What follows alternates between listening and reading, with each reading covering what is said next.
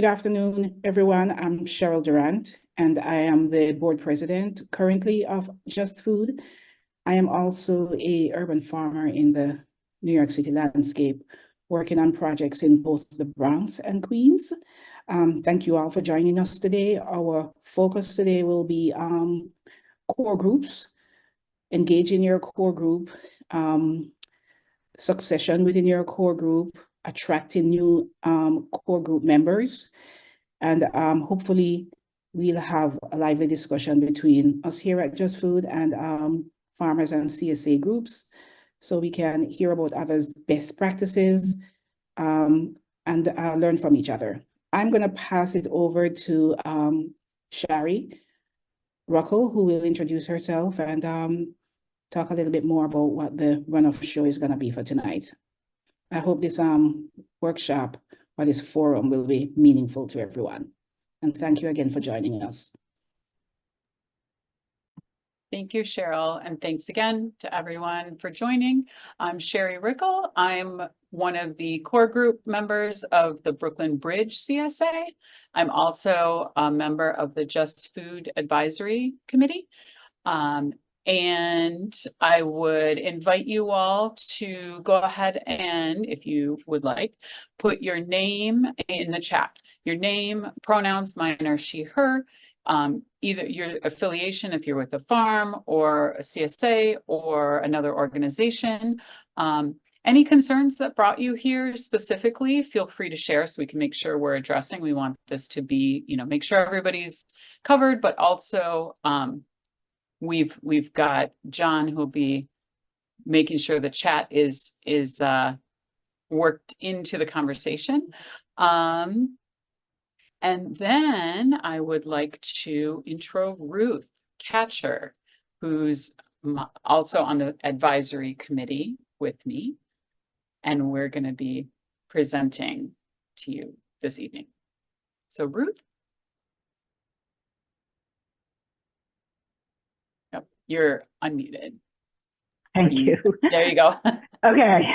Hi, I'm Ruth Katcher. I run the core group of the Clinton Hill CSA in Brooklyn, which serves Clinton Hill, Bed-Stuy, and Fort Greene communities. And I have been with the CSA since we started in 2002, on the core since 2008, and running the core since 2024. And I'm also on the CSA Advisory Committee. And I would like to introduce John Zirin, our utterly indispensable program officer, who will be, among other things, monitoring the chat tonight, and who has done a lot of work over the last year to bring our databases and lists of who our community is up to date. So, John. Thank you so much. My name is John Zirin. I'm a program officer with Just Food. Primarily, been working with our CSAs and updating our roster and network, things like that. Thank you everyone for coming this evening. I'd like to introduce my colleague, Anna Moran. Thank you, John. My name is Anna Moran. I'm an urban farmer in New York City, and I'm part of the Just Food Board, Advisory Board. I'm here I'm going to say it in Spanish. Si hay personas que están hablando en español, bienvenidas. Estamos contentos que estén acá. Y yo después les voy a conectar directamente por si tienen algunas preguntas de esta presentación. Estamos felices de que estén aquí. Okay, so bring it back to you. Okay. So as you know, tonight we are going to focus on a really vital part of your New York City CSA, which is the core group. And New York is kind of unique in that if you're a farmer and you have a CSA outside the city, it's likely on the farmer nearby. So you don't need intermediaries. But in New York City, the farmer lives a couple hours away. And so the core group has evolved to fill a need basically being in the community, usually handling distribution and also handling other things like sometimes payment, recruitment, marketing, and communication between the farmer and the members. Most of us who work with CSA do it because we love it. But we also know, and we hear from you when we talk to you, that there often are too many jobs to do, too many things to keep going at one time, too few core members to do them, and people get tired. So tonight's topic is, how do you keep your core group vital and engaged with the work that they do? How do you find new core members? And once you have them, how do you make them feel welcome and useful? How do you make sure that core members feel compensated for their time and energy? And how do you ensure that if core members leave, which sometimes happens suddenly, their knowledge stays with the group? So some of the topics that we want to discuss tonight are, just the roles within the core, who does what, compensation for core members. We all do it for love, but love doesn't account for everything in life. And we'll talk about some of the other ways that core groups get compensated. How to make sure a core group functions well with a welcoming group dynamic and everyone feels heard. Recruitment, how to find new core members. The housekeeping that keeps our trains running. Infrastructure like online platforms and databases, and all those things that help a core group communicate with one another and run the CSA smoothly and well. And so we're going to take you through our topics, but we'll also leave time for questions and if you want to discuss other topics.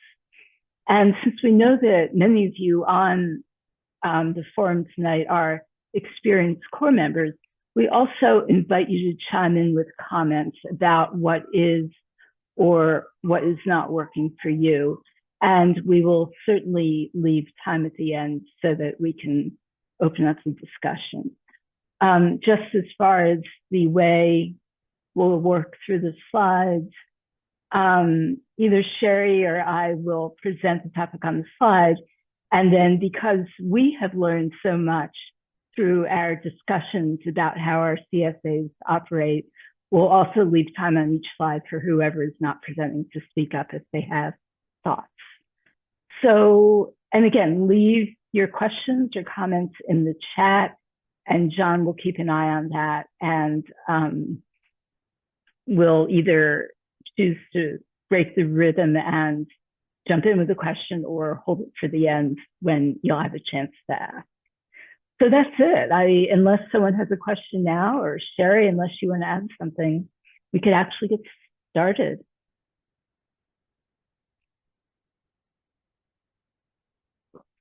And so we are starting with something fairly obvious, which is core roles, including how big is the core? We know through our conversations and knowledge about CSAs that there are CSAs out there that have as few as 2 or 3 members.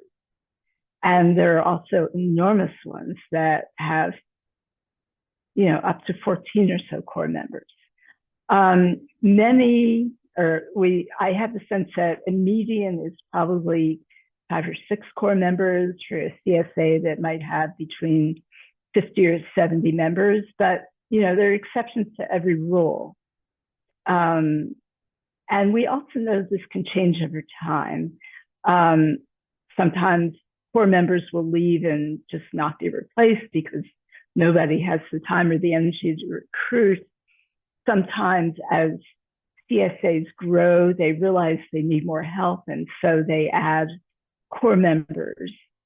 One of the things that I have found very, very useful with my own CSA is that if possible, we try and make sure, people have different roles within the Corps, but we try and make sure that every role is understood by at least a couple of people.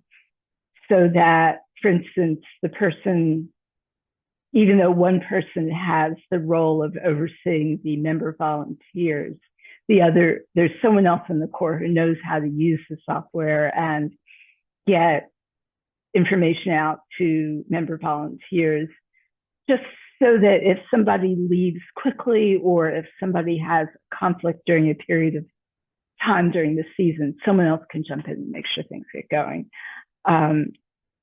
We had, a couple of years ago, we had a night where this became very important because our farmer's truck broke down and we had to tell our members quickly that they needed to come an hour or two later than usual. And our communications expert was working and could not do it. So fortunately, we had a backup communications person who could hop on, knew how to log in and get that emergency email out to all of our members. So we definitely want redundancy as far as who does which job. Some CSAs also have a kind of half-course status where people who don't have the time to join the Corps might take on a smaller Corps role with less of a commitment, where they do one specific thing, whether it's social media or answering queries or something like that. And that might be good for people who want to become a little more involved with the CSA but aren't sure or only have a certain amount of time. And needless to say, if that CSA offers a free share or other sort of compensation for Corps members, someone who's on the Corps in a half-course status would get less of any compensation offered. So that's kind of the real basic introduction. And Sherry, do you have anything to add? Thanks, Ruth. I don't have anything to add to this. I think one thing that I know I didn't say, and I'm not sure if you mentioned, is that just to give some framing to the sizing of our CSAs and how many folks are on our core group. So I can start, but for Brooklyn Bridge, we have about 70-ish shares, 70, 75 shares, I think. But half of those are half shares. So we have about 120 households in our CSA-ish, 120 to 130. And we have 6 people on our core group. And then a couple others that help with social media only on the weeks they pick up. So are like two people that help with social media. So that's kind of our setup. Ruth, do you want to? Yeah, thank you for mentioning that, Sherry. We are a fairly large CSA, I think, bumping up against the limits of what you can do with an all-volunteer Corps. We have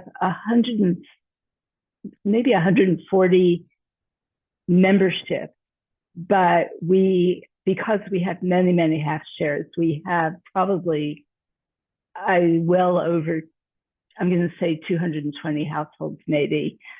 So, and we have 10 Corps members. There are times when we do it with 9, but it's been 10 for the last several years, and that is preferable as far as I'm concerned. Great. And other folks, if you want to share or add questions, I think we mentioned, feel free to add questions in the chat, and then John's going to be watching that. I also am not sure if we mentioned, but we're going to share this recording and the slide deck with you, and then any notes that if you all, put links in the chat or things like that, we share that after. As several of you know, because I know some are return forum visitors and some are new. So I wanted to note that. But no, I think you covered that part of it, Ruth. Should we go to the next one? Yeah. Okay. So again, not an exhaustive list. You all probably have other titles as well, but we thought it might be helpful just to share some roles that we kind of brainstormed and came up with. Because again, even in the discussions that Ruth and I have had, we realized that, you know, we've both been on the CSA core group for a number of years in each of our core groups, but our groups run a bit differently, actually quite a lot differently, as we learned. And we wanted to highlight, you know, a little bit of those differences and came up with this list. So we are guessing that you all would have a treasurer, but that treasurer role may look very different. For example, the Brooklyn Bridge CSA, we run all of the registration except all of the payments for the farmer. And then we write 2 checks during the season to the farmer, one early when our first cutoff is done. And then the second one is after registration closes, but before the season starts. So they are all paid up. And we, you know, obviously regularly communicate, you know, where our numbers are at, but we will, you know, have a different, like I'm the treasurer for ours, but I also have a registration coordinator. So I don't do the registration setup and things like that. I sign the checks, deposit the checks. And now we added Venmo. So we have that, but I don't handle the other parts of the registration process because the treasurer part is a little more involved.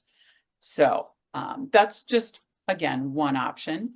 Ruth, do you want to say how yours is handled, just since we're on the treasurer topic, and then I'll go through the rest of the list. I think we have different names for similar roles. We have 2 treasurers, one of whom handles sign up, and the other of whom handles in-season treasurer matters. We're different in that I see there are other people from Windflower Farm on the forum tonight. Our farmer is paid directly by members through the Wufoo software, but our treasurers are the ones who answer questions about payments, who work with members who pay with EBT benefits, and who also, in the case of the in-season treasurer, work with members who are taking longer to pay or who need a little bit of help and understanding to finish up their payment for the season. So the out-of-season sign-up treasurer sounds a lot like your registration coordinator, but we're lucky in that our farmer is paid directly, so we're not sending checks his way. Great, thank you. And I had thought of one other thing that might come back to me later to revisit with the treasurer. I think either way, any way that this role handling any sort of money, that was what I wanted to mention. We don't take EBT, and I know yours does. So that also puts another level of, involvement that someone needs to have to be able to do that and track that throughout the season. You want to make sure that whoever is your treasurer, and forgive me if we all know this, but is obviously someone known to the core group, someone you can trust, because this person has a lot of responsibility. Also, it shouldn't necessarily only be one person. I'm speaking for myself. I need to get one of my other core members on the sign up here because we did the agreement in order to get the bank account, but I may be the only one that can sign right now. So that on us, no one's perfect. We need to fix that. But we're going to, and it's on the list for this year to get resolved. But it's another thing to make sure that more than one person is actually able to sign those checks and handle your bank things in the event that something should happen. So more part of succession planning. Okay, so then we've got our shift managers, site managers, someone to kind of oversee distribution that if you're like our sites, you know, all the members are required to do volunteer shifts. Some people may be brand new and have no idea what they're doing. You know, you probably have a setup takedown document that may or may not get read by all the volunteers that are coming that day. So it can be helpful to have someone there just as a guideline. Again, this can look different. For Brooklyn Bridge, we have a couple folks that are trained on starting up and closing that come for just the first or last half an hour. They don't stay the whole shift. They're not there the entire distribution. They're just there to make sure all the setup is set, and then all the closing is done properly, especially if we have to lock up the site. And those folks do several of those to equal the shift. So they don't have to do the regular full shift. That is their role. You could have communications folks that do a variety of things. Obviously, I'm sure you all have websites and social media and your databases and your emails that go out, your newsletters, all of those things, which might have one or more people covering any of those tasks. Volunteer coordinators that make sure everyone has signed up and that they actually come and do their shifts, right? Because signing up is one thing, and then having everyone actually be there and participate is the other key element in our volunteer roles here. As Ruth mentioned, we have a registration coordinator, and I mentioned earlier as well. And that person is the one that is really setting up registration, tracking it all, making sure all the payments going through. For us, we have our half shares are picking up every other week. So we have to assign them either A or B weeks because the farm doesn't recognize the half shares. That's all our choice to offer that. We tell them we have 70 full shares, and in that 70 full shares may have 35 full shares and 70 half shares that equate to 35 full shares, if that makes sense. Talking through the math here. So the farm also offers, our farm is Sang Lee Farms, and they also offer a partial share where they would pick and you pick up each week, but we do not do that. We do not want to add complication in, and our members actually prefer to do the every other week pickup versus the 3/4 of a full share every week. So they just didn't want that commitment. So we've opted to keep our half shares set up as literally picking up every week, every other week. And then you might have an extra share coordinator if you have other shares that don't come from the farm and you have a lot of them. I can let Ruth talk about that. We are just doing one of them now, so we don't have that role. You might also have folks that are focused on outreach or recruitment, surveys, events, a variety of things, depending on what you find that you may need. And feel free to put some other titles or things that we didn't mention in the chat, because we can add that to the list that we share out as well. So Ruth, do you want to add? Sure. As far as extra shares, at the moment we have different core members handling various extra shares, mostly because it grew up that way. We had a core member who desperately wanted a mushroom share, so she made it happen. Someone else who wanted a bread share, so he made it happen. We seem to be adding extra shares more frequently than we have in the past, and if this keeps up, it might make sense for us to assign it to one person, but we'll see how that goes. One role we do have, which is quite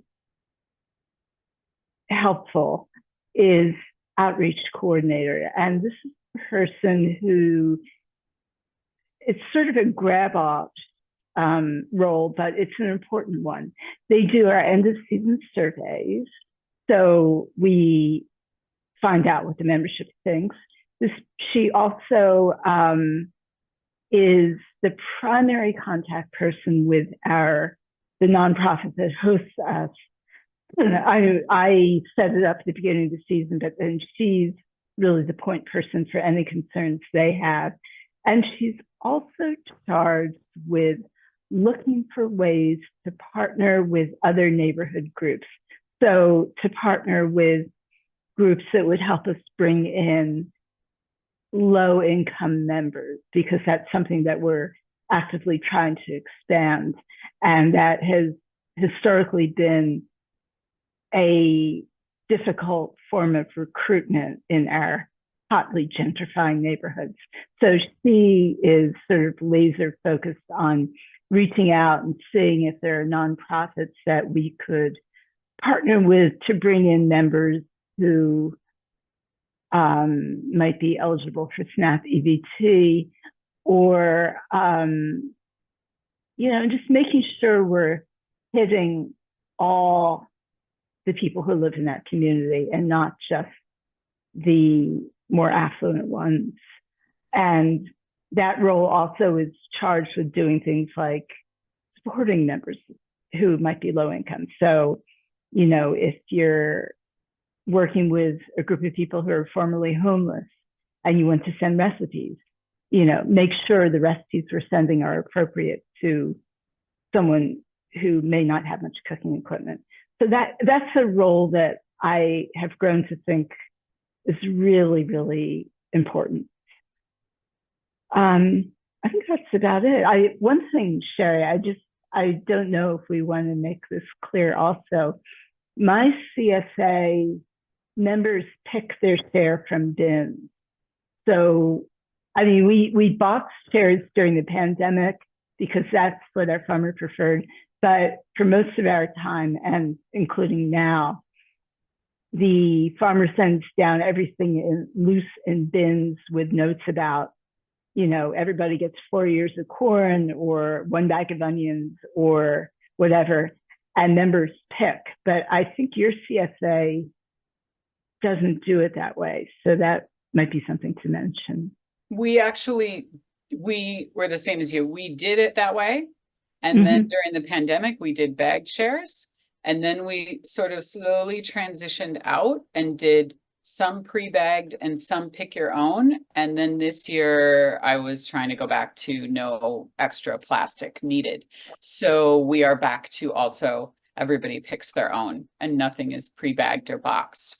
I will say, I don't know if you get weighed items like a pound of tomatoes and things. And we actually have our volunteers do that and pre-weigh that. It just helps everything to go faster. People can choose their own if they'd like, but it helps if we have little piles of tomatoes or zucchini or potatoes sort of pre-weighed. That also involves training on the scales, because especially depending on what scale you're using, 1.5 can be 1.5 or 1 pound 5 ounces, not 1 pound 8 ounces for 1.5 pounds. So little things like that are where those shift managers and site managers come in to make sure whoever is especially running the scales is looking at the right numbers, things like that. Again, it's in emails, but I have found that sometimes is overlooked and not always read to the detail to catch that. So, yeah. Okay. All right, so we'll move on to the next one and talk about compensation. Ruth. Okay. So I think it took me 2 years working with Just Food before the topic of free shares came up, but I think it's worth mentioning. I know that not every CSA offers them to core members. I think they are very, very important. And farmers should know this. Our CSA, like most in the area, asks members to volunteer 4 hours of their time over the course of the season, and most of them do it on site. But a few years ago, I kept a loose tracking of how many hours the core were putting in, knowing, of course, that I couldn't track all of it, but just I wanted to get a rough idea of the time that people were putting in. And what I found was that the core members putting in the least amount of time were putting in about 30 hours a season. Most of them were putting in between 40 to 50, and some were putting in many more. So in other words, the core group seems to be putting in the equivalent of a week's work over the course of the season. And that's on top of the jobs they do, the families they have, the lives they live outside of CSA. So, we all do this. I do this. Everyone on this call does it because we believe so much that this is really important work to do, and we care enormously about giving back to our community. At the same time, the free shares feel like value that matters a lot to people. And, as someone who is in a position of asking my core members to do things, sometimes to drop everything and do this now, I don't want people feeling resentful or burned out or agonized about the time that they put in. And that's why I think this matters an awful lot.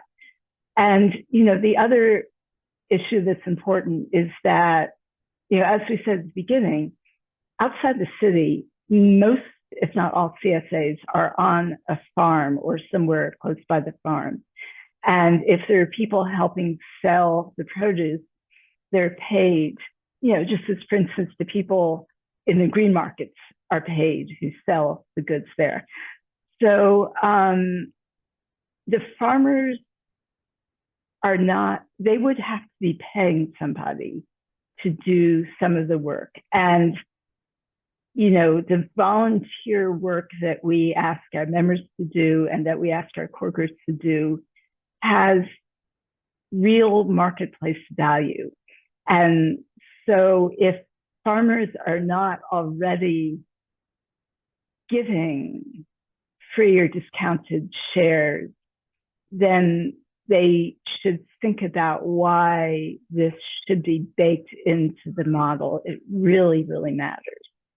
That said, some CSAs whose farmers offer these shares, because we're all balancing priorities, use those free shares to subsidize discounted shares for low-income members. And that's a perfectly honorable and wonderful thing to do.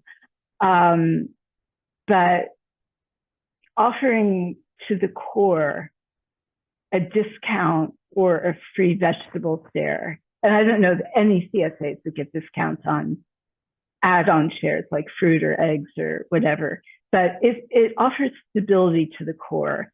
It is a way of keeping a group of people more or less stable so that they can run a neighborhood CSA and grow it. And, it's a way of keeping the core large enough to function. So I would say if your farmer doesn't consider offering them, you might think about asking for them. And if you're having trouble finding the words, because, we all know our farmers are also doing this. They're running businesses, but they also love what they do. If you're having trouble finding the words, come to Just Food, because we can help with this. And some CSAs have actually gone through the process of asking, and we might be able to help you make a case for it.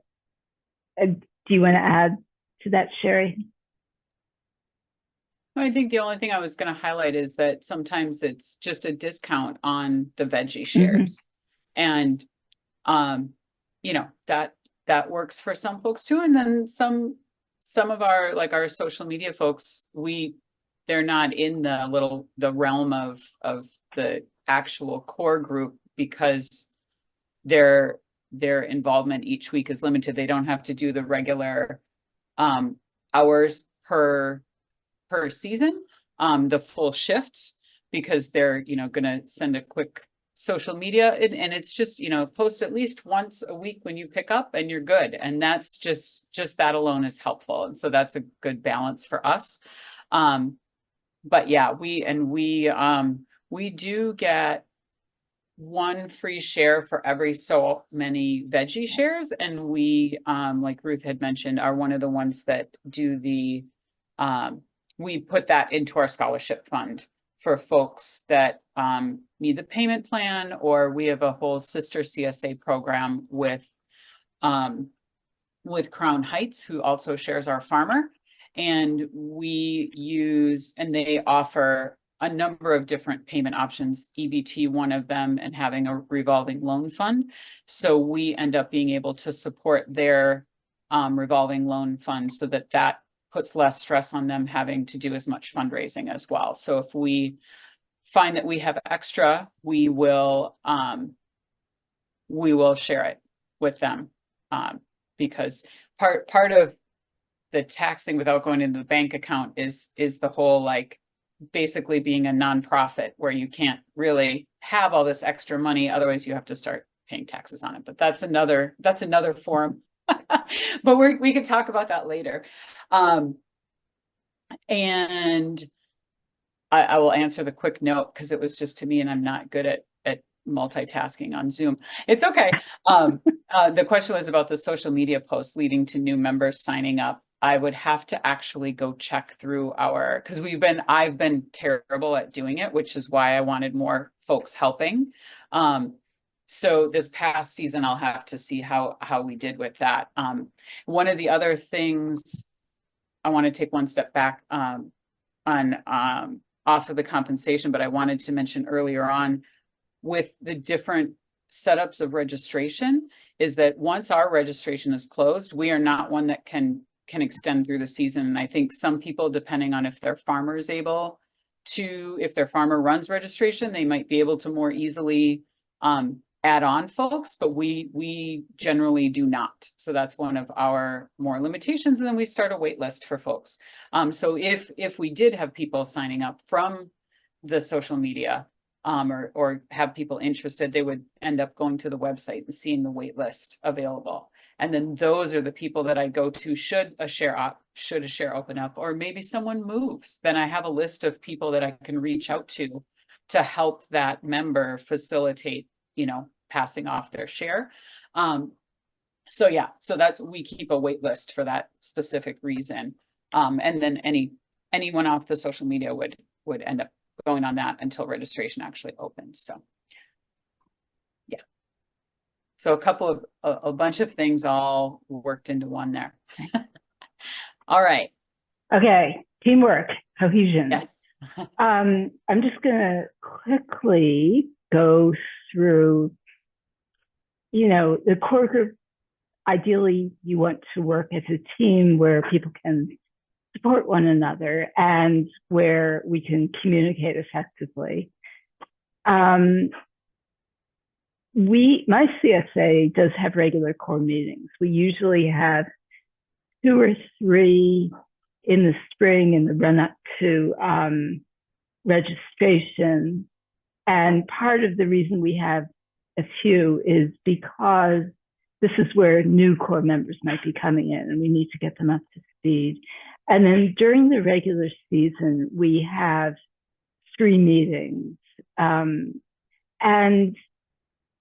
obviously during the pandemic, we did this all on Zoom, and I thought about keeping it that way, but I think there is real value in face-to-face getting together with people, interacting, and, basically forming a team. One thing I do after the meeting is circulate minutes with action points, because I know it's very easy for things to go out of your head, especially during the season when people, after the meeting, they're picking up their own share, they're getting home, and so forth.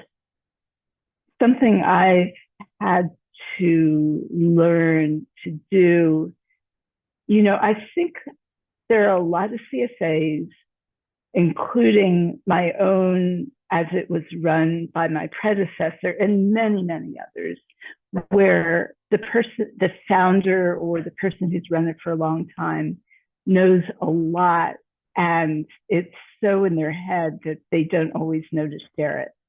So that's another thing we do with meetings, is talk about choices and what needs to be decided, and talk about options.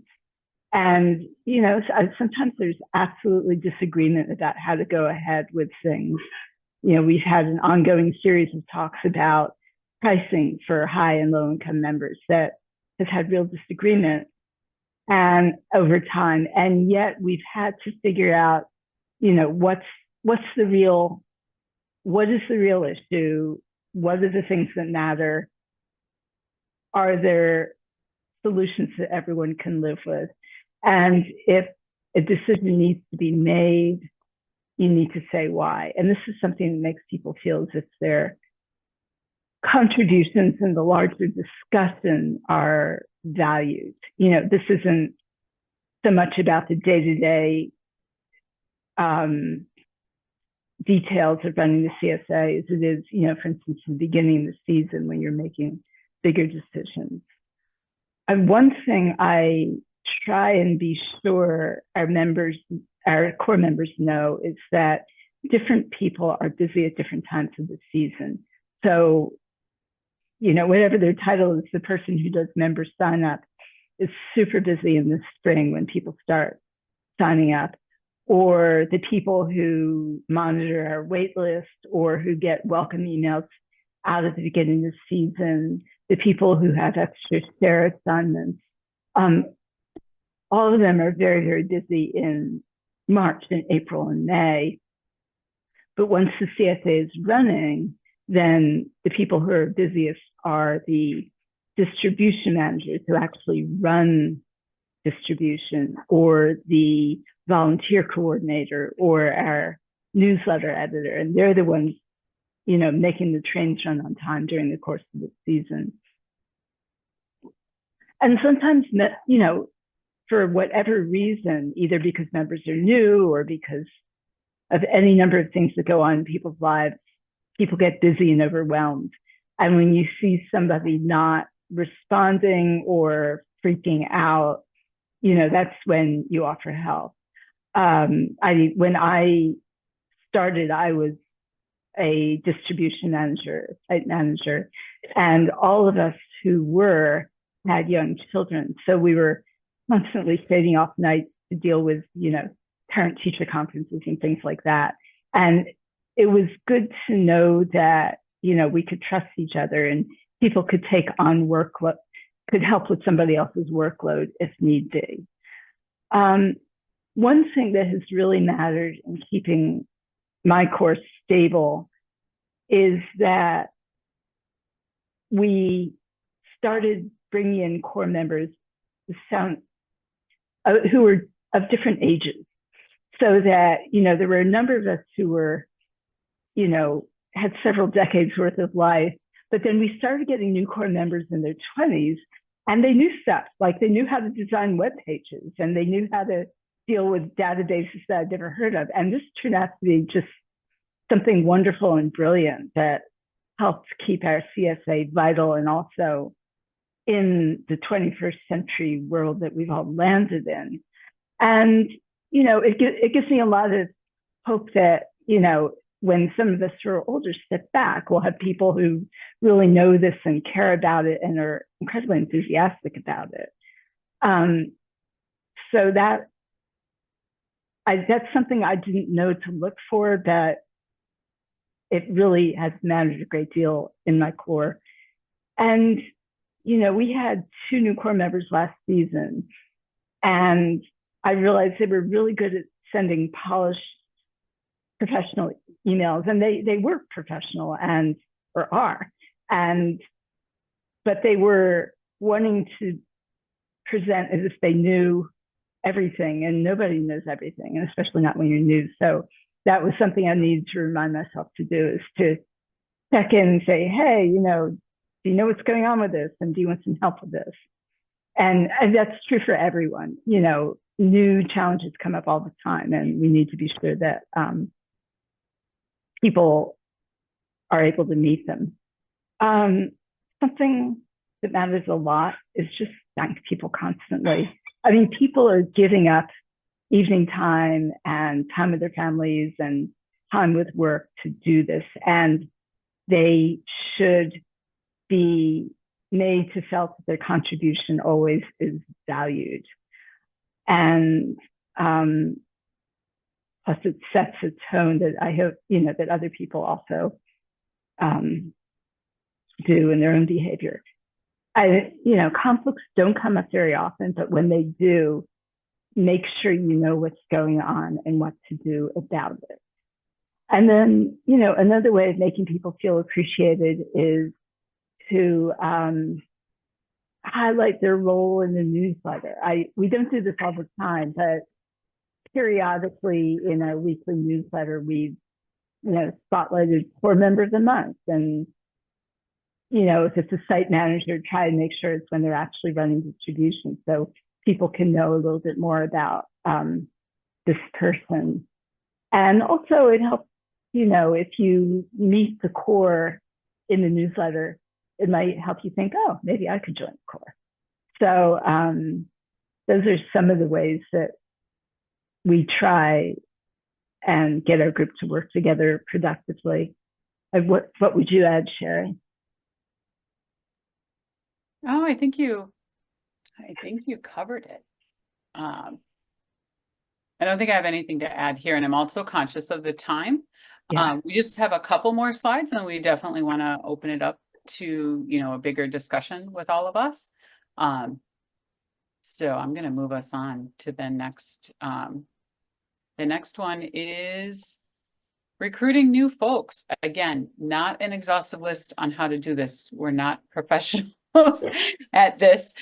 Just some experience that we wanted to share, you know, and a starting point. So we're always, you know, looking for more ideas here on what worked for you all. I know a couple of things that worked for us in our discussions.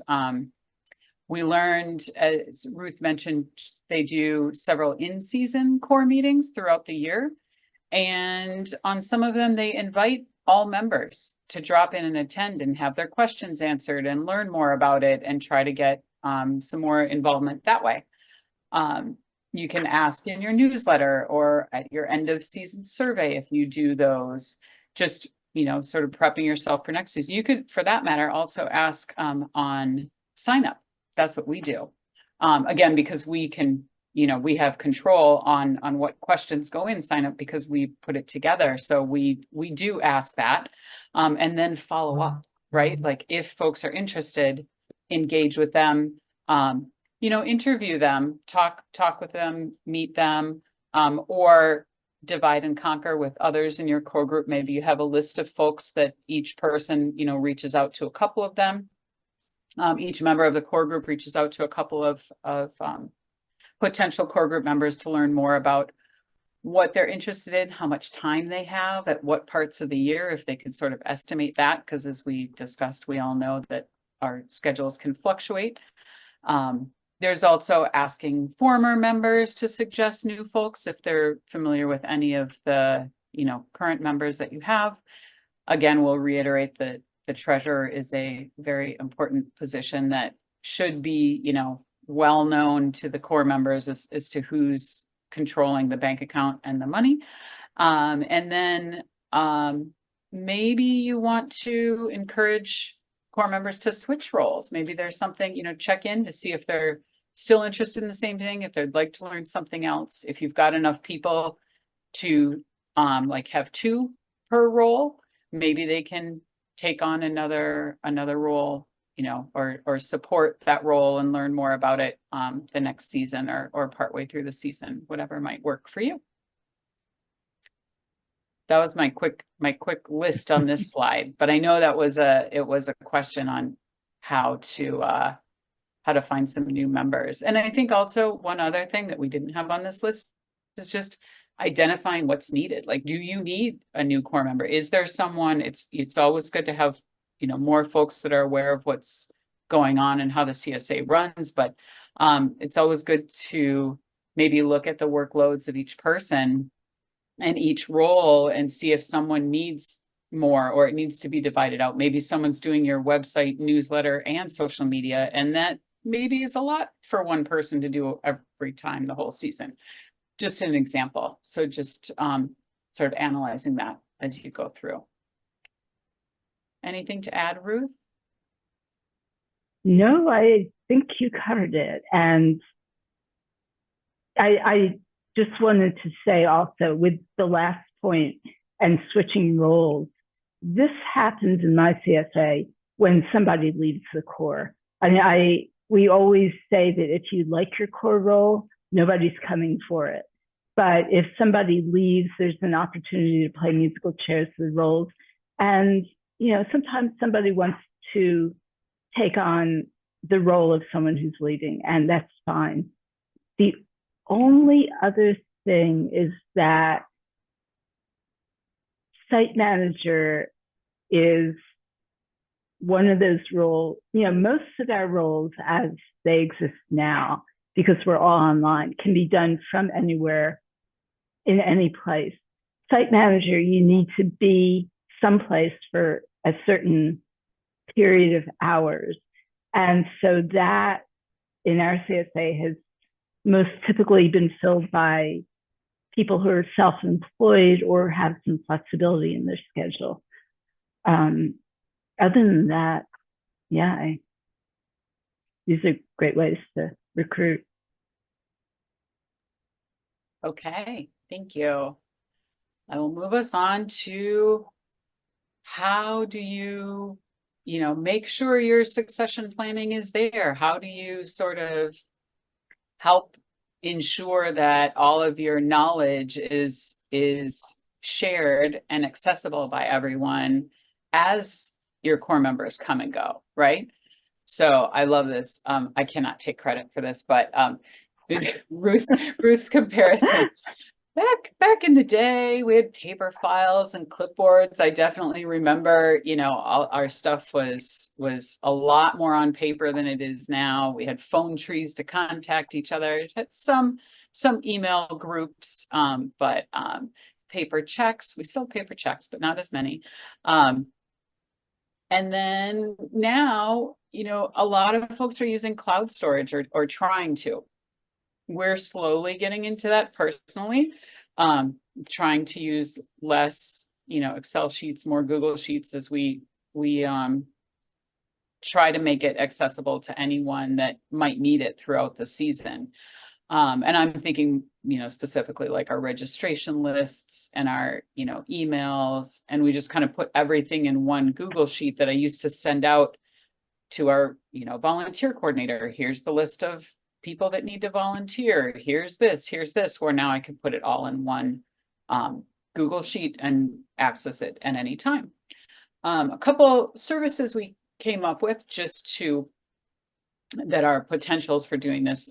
Google Drive, which is free up to a certain size, but at a certain point, depending on how much information you have and how long your CSA has been around, it can cost money to store that much. There's a Google Business Suite that maybe admin fees can help cover the cost there. Dropbox also has, some free to a certain size and then goes up. There are additional costs you can incur if you're interested in that. Email management. This is more along the lines of just, where are you using your email from? Are you using it through your website? How is that accessed? And is there storage with that? If it's Gmail and Drive, if it's under the same account, all count towards the same storage amounts that you've got. So your address works with your Drive account there. And then also, consider your newsletters, and if that's going through your website, or if you're using MailChimp, or if you're just sending it out through your email, all of those things to sort of help streamline as much as possible. And then the note, again, another little note about treasurers, and financial information, have an agreement. So this says, make sure core members are, not to share the financial information, but I know there's also a certain level of transparency that you may want to have with your members. And so maybe it's an agreement of what you're sharing. If you're sharing information, like we will share how much we're able to donate to our sister CSA each year. We don't share how many people are on payment plans, and that's okay. That's what we agree on sharing. So that's just a note about, having that agreement amongst the core group. I think I'm going to let Pat, the next one goes to Ruth, and then I'll let you, unless you have comments right away in this one, but others, it's part 2. Right. Okay. More documentation, and there's a lot of text here. We know. There's a lot of text here. Yeah, and this is, at least for our CSA, this has grown up over time, that we realize, we need this information to be accessible, and we do have Google Suite and use it constantly. The most basic, I'm sure everyone here has been in a situation where you're working with a group of people and you realize nobody has the critical password.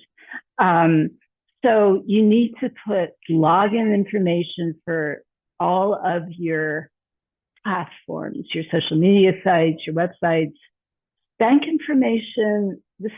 I'm not sure I would put this actually online. This is something that we let our treasurers handle, but as Sherry said earlier, you need to have a couple people who have access to the bank accounts and so forth. I run our CSA, but I actually do not. The most basic contact information, your entire core group and how to reach them. We also have a core chat, which we try and use only in emergencies, but an all hands on deck core chat. You need to have, and this is just one document that we have, you need the contact information for people at your distribution site, for your farmers, and if you have extra shares, for the extra share farmers, the delivery driver, so that if some random text comes to you, you know their names, and you know who's trying to contact you if the driver's having trouble. Any local groups that you work with, if you're donating to a food pantry, or if you're working with partner nonprofits or city council reps. When the pandemic hit, we were actually kicked out of their long-time distribution site, and we had to walk the streets and talk to people in the neighborhood and find a new site very quickly. But the silver lining of that experience is that we actually met a lot of people in the neighborhood and a lot of groups in the neighborhood, like business improvement groups and local societies. And so we actually have a spreadsheet of just people we know. And we've used that, I hope, effectively. As I said, we're trying to grow our low-income members. So we've used that to reach out and bring in people who can help us do this. And then as Sherry said, the other very, very important thing that you need to store on the cloud is your member database, which includes contact information, payment information, what kind of extra shares they have, and depending on whether you or your farmer is, I mean the CSA core group, or the farmer handling payment, you need to have where people are on the payment chain and how they're paying. And, we listed payment services like Venmo and Cash App and so forth. Although, in the case of my CSA, my farmer decides what payment services he'll accept. And discretion, as we've said, matters a lot. We have chosen to have our full core have access to all member payment information as well as contact information, not because they use it, but just because the business of shutting off access, we're choosing to trust. But also, for instance, we've many times run into situations where a site manager has to resolve a question about, did so-and-so actually sign up for a bread share? They're here saying that they did. And so they need to be able to access the database and see what kind of extra shares someone has. This comes up a lot because, frequently one member of a spousal unit signed up for the bread share, the other member doesn't know it, or vice versa. Or, there are many, many communications issues that might involve needing to access anything. Sometimes people ask a site manager about payment, and we certainly encourage them to just go to the treasurer, but occasionally there's a question that needs to be resolved right away. So these are the kind of things that we store on the cloud, and they're what lets us be a large CSA. If we didn't have these relatively new tools at our disposal, we couldn't have the size membership that we do. And, this matters to keep our farmer in business, which is one of our major goals. So I think that's it. And we have 25 minutes left, and I think we should turn this over to John, who can tell us what we should do about questions. Actually, I want to jump in and add one thing while John's coming on screen, and just say that, any sort of, just to sort of preface, and I didn't say it in the last one, but like the cloud storage, any sort of storage you use, please obviously make sure that it's as secure as possible. You've got a lot of information going in there. So we picked some of the more, popular ones that we think are more secure, but you can never tell these days. So as much security as you can put in is good. So yeah, I just wanted to add that in. I don't know, I'm sure there's many more cloud storage things available, but these are the ones that we have used and trust a little bit more. So for us, John. Yes. And thank you all again for sitting with us through our slides and being engaged and seeing comments. So far in the chat, we've only had one question, and it's from Alicia from Chelsea CSA Core Group. And she is wanting to know a little bit more about EBT and if anyone has had success in being able to provide that to their CSA members. We do through our farmer. When I started with our CSA, I think it was possibly a little bit easier for a community CSA group to have EBT, SNAP, to have the ability to accept EBT or SNAP payments on their own.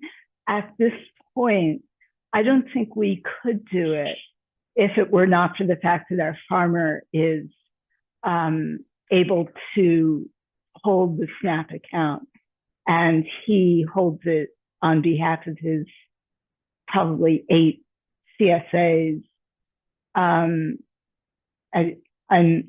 Alicia, do you want to speak up? You're in the chat, but do you want to just unmute yourself and ask your question?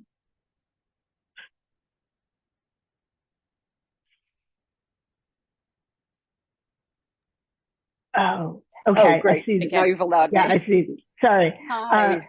Hi. Thanks for hosting this, because it's been a wild ride. We've been trying to solve this for a number of years, believe it or not. We are not incorporated. We are not a 501c3. So all finances are handled through the farm. We pass through interested members to our farm in the Hudson Valley, and they handle all financials and kick back our admin fee to us. So it's fairly, we don't handle cash, we have a treasurer. And we, by nature, because we want to do things above board, we actually are, have always been aligned with regard to housing distribution with a 501c3. We were 29 years with the Hudson Guild. I moved the CSA after almost 30 years to Penn South, a nearby mutual redevelopment housing, which is a big housing development in Chelsea. People don't know that it's been around since the 50s. The garment trade had constructed it. So I've had a lot of call and ask for SNAP EBT benefits to be accepted. And because this is a state distributed federal program, it has a lot of restrictions on it. I have confabed with our state senator, with Grow NYC, whose farmers at the farmer market are able to take SNAP EBT benefits, but our farm itself refuses to be part of it because it's just too messy in accounting for them. And the reason why is they, like all farms, want to be able to plan. They don't want to miss out on a payment because somebody flakes out and can't make a payment. And because SNAP EBT as a program doesn't allow someone to even pay in advance, in a month in advance, for something they're going to receive later on. All SNAP EBT payments have to be in-kind goods or services at the point of payment. So that requires a swipe machine for a SNAP EBT card and the ability for someone to pay on demand. The farm does not want people to be fair weather members. They want everyone paying in advance, even though I've convinced them to take more frequent payments from bona fide members. But I'm trying to deal with a community that has a lot of seniors and people in need. And we can certainly grow our membership significantly if we were able to do this. And we've received very little support on it. And I'm really looking to crack this code. This is a great question. And it's a question that we don't fully have an answer for. But I think one of the things, this is not a complete solution for your problem, but one of the things we do is many of our members who are EBT eligible do not actually pay by EBT. First of all, we do not ever ask anyone to prove their low income. We always take people on faith as far as which of our payment tiers they want to pay in. So we do have people who are EBT eligible who choose to pay by cash with check or Venmo or whatever.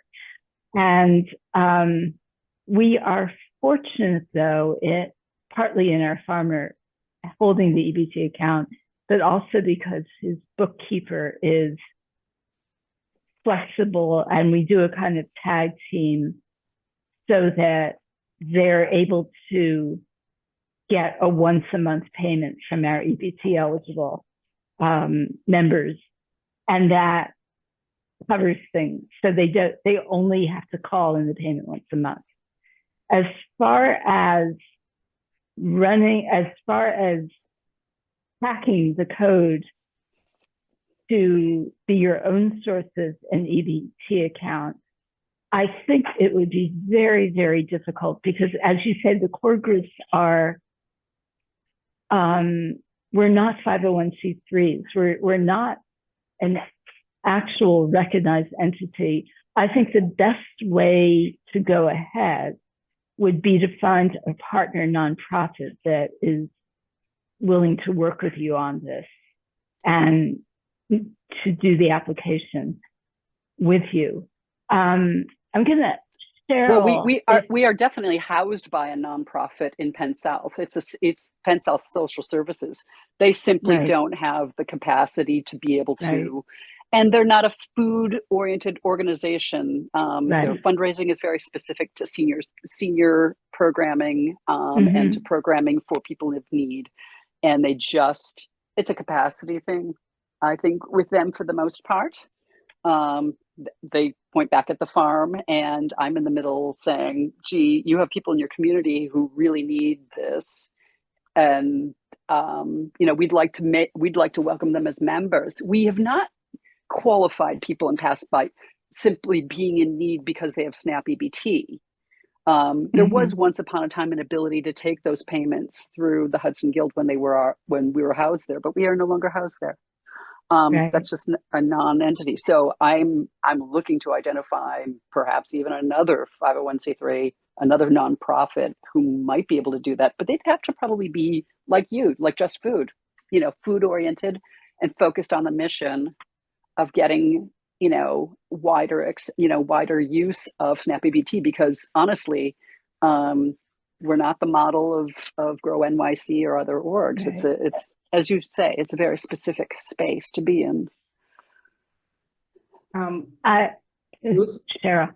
Just a thought that this is a void that, that needs to be filled, I feel. It has come up many, many times. CSA models that are community-based organizations, they're either community-based organizations or fiscally sponsored. They delve in food and food security. They want to expand their base. And actually, I find it very funny that a farmer would not want to expand their base to include low-income community members and members that accept that use SNAP. I just think it's a poor model for a farmer to have and not include all types of people who need food. But I couldn't agree more, Cheryl. You want to feed people. I give the extras out to people in this development. People know to come by, and if we've got stuff, we're giving it out. But I want to do it. I want to do it more widely, and I want to do it legitimately. Exactly. So that the benefit can be quantified, and we can point to this and say, we are a de facto social service organization. Exactly. So it's a great question, and I think it's something that Just Food should explore to see if there's a solution. I also wonder, there are, when you said you were connected to a nonprofit, but the nonprofit is not food. There are like grants out there, like the Community Growers Grant. I can't remember the name of the grant, but it provides 50% upfront to farmers, and then the customer will pay using their card another 50%. I will get that information and make sure that it is shared out with folks. And I was also thinking about Glenwood. About their upstate, to even collaborate more with them and see if there is a model that can be developed through Just Food or through some collaboration or partnership that happens. We're not promising anything, but it's a great question, and I think it needs to be solved. We'll continue the question, or we'll continue the conversation for sure. Yeah, that's what I was gonna say. We should. And I mean, yes, we also. Sorry, I just saw this question here about Grown By, which we are also talking to. Yeah, we do know about their app, which is also a solution. We need to come up with many different solutions that will help to crack this nut. Thank you for sharing that, Barak. Yes, thank you. Thank you, Alicia. I think we'll turn it back to John. Up next, it looks like we have a question from Julia. She says she has a question about core roles. We're gonna unmute. Hi, everyone. I am one of the core members of the Stanton Street CSA, which has been working with Ted of Windflower Farm for a long time. So like the model that we have, pretty much everything Ruth has said is sort of how we do things also. And we've also been around for roughly the same amount of time. So I have a question about core roles, but I actually have just one quick thing I want to say about the SNAP EBT, which will segue sort of, which is that we, as a workaround for not being able to deal with like SNAP, in the moment with like a card reader and stuff, because we're actually located in a community garden, so we don't even have like Wi-Fi, so it just like there's even a more added layer of complication. Although I guess nowadays you could hotspot a phone or something. But in any event, what we've done again, as a workaround, is that we offer subsidized memberships, like somebody else just said, without asking our members to prove income. We just say, you know, here are the SNAP EBT guidelines by New York State government. If you qualify, then we will offer you a discount. And we use, I think the guidelines that we've used for the past couple of years is that for anybody who qualifies for EBT, we offer 50% off our veggie share cost. For anybody who says they make more than what the SNAP guidelines require, but find our pricing cost prohibitive, we then tell them we can offer anywhere from 10 to 25% off, and we'll let them know once our finances shake out for the season. But then that does have to come out of our coffers. And so this leads a little bit into my choral question, which is sort of related to money, which is that, you know, because we're in a community garden, I think means we end up having maybe a lot more labor possibly at distributions than other CSAs. Maybe, I'm not sure, but I've always been really confused by how other CSAs can manage to run things with only 5 or 6 core members, because we have, let's see, like last year we have a combination of full shares and half shares, but last year it was a sort of a low enrollment year for various reasons. One is like literally truck size. So we're actually shifting to a different day of the week now because there'll be more room in the truck for veggies. Anyway, we had 63 veggie shares, full veggie shares in total last year. But regardless of how many veggie shares we sell, we pretty much need a minimum of like 10 core members, solely because we need to fill 4 slots every week for core members to run our distributions. We pair core members, so it's like 2 people working at a time, and we split our distribution window into 2 chunks. So what that essentially means is that every one of our core members is working, depending on like fluctuations, like a minimum of like 10 or 11, sometimes up to 12 or 13 shifts per season. And that's just like on boots on the ground, like being there in the garden, you know, through rain and cold and heat and all that stuff. And so, yeah, we just, and we offer, you know, a comped veggie share for each of our core members, because TED offers that. Our farmer offers it's essentially a 10% off, right? Like for every 10 shares that we sell, we get 1 comp, and we use that for our core members. But as you can see from the numbers, we end up having to pay our core comps out of our own money every year. Also, it's just like the money always is like, I don't understand how other CSAs are running their distributions with fewer people than we do. So I would love to hear from other people about how they're managing with fewer than 2 people per, and yes, we do of course also have our regular members, you know, working during the shifts also. So yeah, like the idea of a site manager sounds great, but then that person is working crazy amounts of hours, or even if it's split between 2 people. I mean, again, we have it split between 10 of us, and it's like people get burnt out halfway through the season. So putting it out to the Julia, do you have members doing a volunteer shift? Yeah, we have. But you still have 2 core members on site each week? Mm-hmm. Yeah. I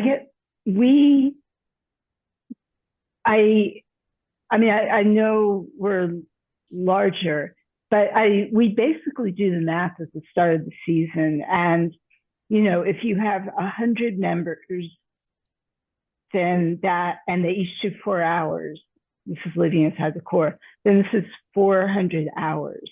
And we have 1 site manager, and usually 8 or 10 members per evening. So we have usually 5 members on the early side, unloading the truck and running the first 2 hours, and then 5 members on the late side who run the second part of distribution and do cleanup, all under the guidance of the distribution manager, who is a core member. So we only have 1 core member on site. And I don't see how, I mean, I see why you're in the bind that you're in. I mean, we essentially, that one site manager runs everything during the time. And that's why our site managers divide the season into 3. So each of them runs 7 distributions. And then we have a 22-week season. So the first night of the season, the full core is there. But yeah, I don't see how our core could function if we needed a couple people on site at all times. Does that make sense to you? Yeah, I mean, I guess it's just, I've proposed before that we try to have just one core member per shift.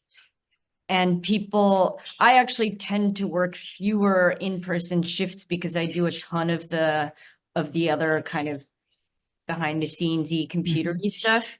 And so I defer to the people who do all the shifts, do a lot more of the shifts, and they kind of categorically have said that they really prefer having 2 people. Part of it is, you know, we're in the Lower East Side, and there's a lot of just like hairy activity on the streets, you know, and we're in this garden, and so we just, in part, people feel more comfortable when there's more bodies around. And then we do also have several of our core members who are older. And so I think they often don't feel super comfortable being responsible for like all the physical. I mean, yes, we have all of our you know, regular members too, but yeah, I mean, maybe it's just, I guess we're sort of like agreeing on the fact that the issue is that we have 2 core members instead of 1. So it just doubles the amount of labor that is being expected.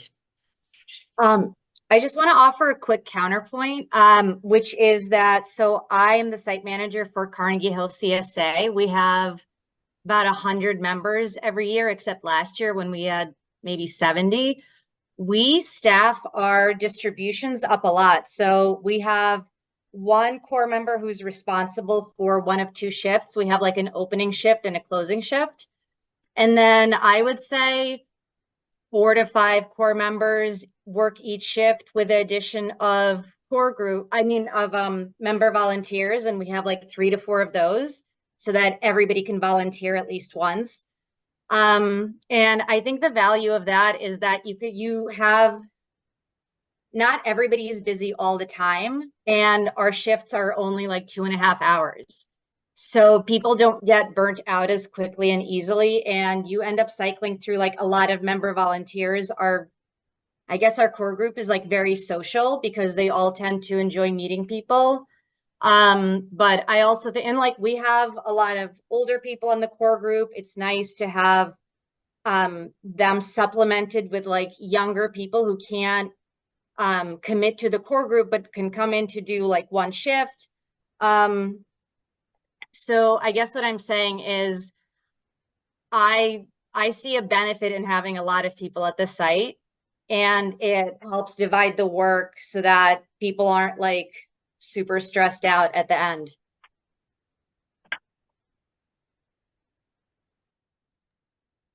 This is really interesting because we're and I know we're like 2 minutes, literally have 2 minutes. But I'm happy to have a separate conversation with anyone as well. I'll put up our advisory email, even though I think you all know it already. And because we have 2 shifts that are just under 2 hours each per distribution day, because we only have distribution from 5 until 7:30. and then there's half an hour on each end to set up, or 45 minutes on each end. 4:15 to 7:45 is our total day of setup and takedown and everything. And then we've got our one person at the beginning for 30 minutes and one person at the end for 30 minutes. And then 3 people at the beginning and 3 people at the end. And that's it. And those 3 people are all members. So we've never had, this is very interesting to me because we've never had core group members be there for the whole distribution. If it was anyone, it was me all the time, which is why I started the oversight shift situation, because I couldn't. There was a little while where it was easy to do, and then it wasn't easy to do anymore. So I had to, share the wealth and do that. But the thought has never occurred to me to do something like that. Yeah, it actually allows for us to, like, when I'm not able to be there, all of a sudden we have a lot of people who have either shadowed me or done exactly what I've done. So it's I never feel like there's like a bottleneck and I can't take a week off because I'm the site manager. Right. That's why I think we have 4 people, 4 or 5 are trained to do the opening or the closing. And then, they can switch off and stuff too. So there's that. Yeah. So, yeah. And I appreciate the comments. Any other comments other than? I see a question here about boxing chairs that I don't fully understand. Does whoever posted that want to? And I will say, before we go into that, I will say we are at 8 o'clock and I want to respect everyone's time. If folks are able to stay on, I will say thank you very much. I will be here. We will be here to stay on and continue to finish up this one. And thanks if you do have to hop off, but I welcome you to stay so we can talk about another, because you all have some great input on how CSAs run. So